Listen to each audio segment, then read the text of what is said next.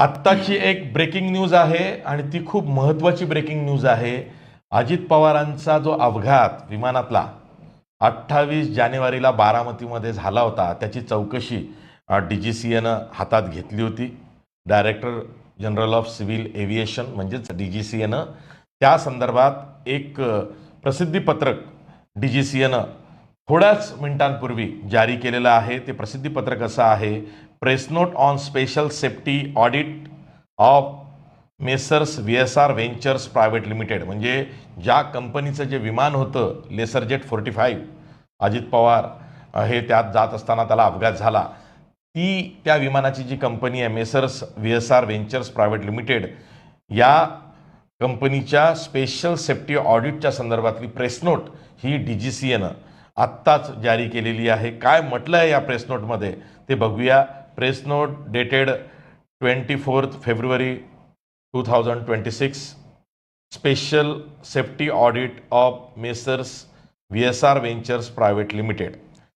पुढे म्हटलेलं आहे: following the accident of learjet 45 aircraft VTSSK of messrs VSR ventures private limited on 28 January 2026 at Baramati, the Directorate General of Civil Aviation ordered the special safety audit of the organization. The multidisciplinary audit team observed several non-compliances of approved procedures in the organization in the area of airworthiness, air safety, and flight operations. In view of the non-compliances observed and considering the gaps in maintenance procedures, it is decided to initiate the corrective measures by immediately grounding Learjet 40/45 aircraft with registration VT VRA, VT VRS, VT VRV, and VT TRI till continued airworthiness standards are restored. Deficiency reporting forms have been issued to Messrs VSR Ventures Private Limited in above mentioned areas to submit root cause analysis on the non-compliances for further assessment by the DGCA.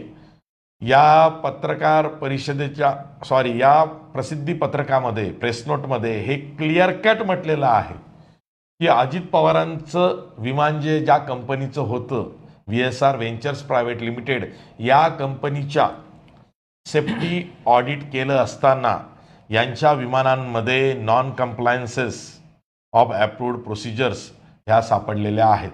म्हणजे जे SOP आहे, standard operating procedures, जी follow करायला पाहिजे, जी procedure follow केलेली पाहिजे, त्यामध्ये खूप त्रुटी आहेत. आणि ह्या त्रुटी अशा आहेत की त्या वेळीच करेक्ट करणं फार गरजेचं आहे. आणि म्हणून आम्ही सांगितलेलं आहे की ह्या त्रुटी आढळल्या असल्यामुळे यामध्ये मेंटेनन्स, विमानांची देखभाल यामध्येच गंभीर त्रुटी आढळल्यामुळं आम्ही हे आता डिसाईड केलेलं आहे, निश्चित केलेलं आहे की जोवर तुम्ही इमिजिएटली या विमानांमधले ज्या गॅप्स आहेत, त्रुटी आहे, दूर करणार नाहीत, तोवर तुमची जी विमानं आहेत लेसरजेट 40 आणि 45 aircraft with registration VT VRA, VT VRS, VT VRV and VT TRI, हे तोपर्यंत तुम्ही ग्राउंडेडच ठेवावीत. ते फ्लाय करू नका, ती उडवू नका. म्हणजे एक प्रकारे VSR व्हेंचर्स प्रायव्हेट लिमिटेडला एक मोठा दणका आहे आणि तो DGCAमध्ये आहे. म्हणजे याचा अर्थ असा होतोय की अजित पवारांचं जे विमान होतं लेसरजेट 45 VTSSK, हे विमानसुद्धा देखभालीच्या संदर्भामध्ये त्यामध्ये काही त्रुटी होत्या का? हे विमान जेव्हा लँड होण्यापूर्वीच ते तिरकं झालं, जे दिसतंय CCTV फुटेजमध्ये, त्यामध्ये काही त्रुटी होत्या का? यामध्ये नेमकं काय सेफ्टी नॉर्म्स पाळले गेलेले आहेत, याचा जो पुढचा अहवाल आहे DGCAचा, तो सुद्धा आता फार महत्त्वाचा झालेला आहे। एवढी बाब आज DGCAनं या प्रेस नोटच्या माध्यमातून स्पष्ट केलेली आहे की स्पेशल सेफ्टी ऑडिट आम्ही केलं VSR व्हेंचर्स प्रायव्हेट लिमिटेडचं, त्यामध्ये आम्हाला क्लिअर कट आढळलेलं आहे की खूप त्रुटी आहेत आणि म्हणून आम्ही यांची विमानाची उड्डाणं थांबवलेली आहे। म्हणजे अजित पवारांच्या विमानाचा जो अपघात झालेला आहे तो एक प्रकारे या विमानांमध्ये काही गोष्टींची कमतरता किंवा त्रुटी किंवा काही गंभीर अशा चुका घडल्यानं झाला की काय या निष्कर्षाप्रत प्राथमिक तपासणी किंवा चौकशी ही येऊ शकते का, असा त्याचा आत्ता तरी निष्कर्ष निघतोय। आणि म्हणूनच VSR व्हेंचर्स प्रायव्हेट लिमिटेड या विमानाच्या कंपनीला, जे विमान अजित पवारांचं अपघातग्रस्त विमान होतं लेसर जेट 45 एअरक्राफ्ट, या कंपनीला मोठा दणका बसला आहे। त्यांची या जातीची सगळी विमानं जी लेसर जेट 40 आणि ऑब्लिक 45 या बनावटीची आहेत ती थांबवलेली आहेत, ती ग्राउंडेड केलेली आहेत। ती पुढची परवानगी मिळेपर्यंत त्यातल्या त्रुटी दूर होईस्तोवर उडवायची नाही आहेत असा दणका, असे निर्देश हे DGCAनं म्हणजे डायरेक्टर जनरल ऑफ सिव्हिल एव्हिएशननं दिलेली आहेत। आणि म्हणून Rohit Pawar from the day one VSR कंपनीवरती जे प्रश्नचिन्ह उपस्थित करतायत, केंद्रीय विमान वाहतूक मंत्री राममोहन नायडू यांच्याशी रोहित सिंग हा जो VSR कंपनीचा मालक आहे त्याचे संबंध ते वारंवार चर्चेत आणतायत।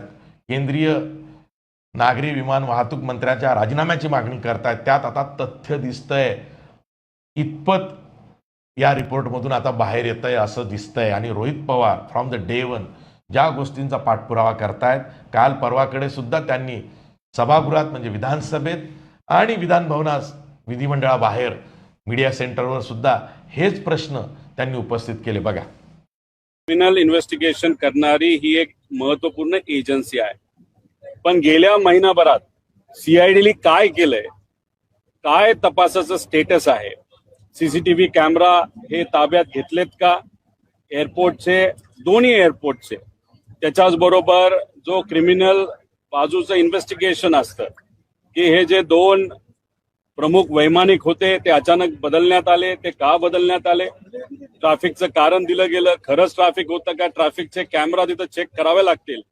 त्याच्याच बरोबर व्हॉट्सअप ग्रुप ॲरोचा जो मी त्या ठिकाणी सांगितला होता, ॲरोचा जो हँडलर आहे त्याच्याबद्दल जे काय मी सांगितलं होतं, त्याच्याच बरोबर दादा गाडीली जाणार होते ते का कॅन्सल झालं, अशा बऱ्याच विषयामध्ये सखोल चौकशी करणं महत्वाचं आहे।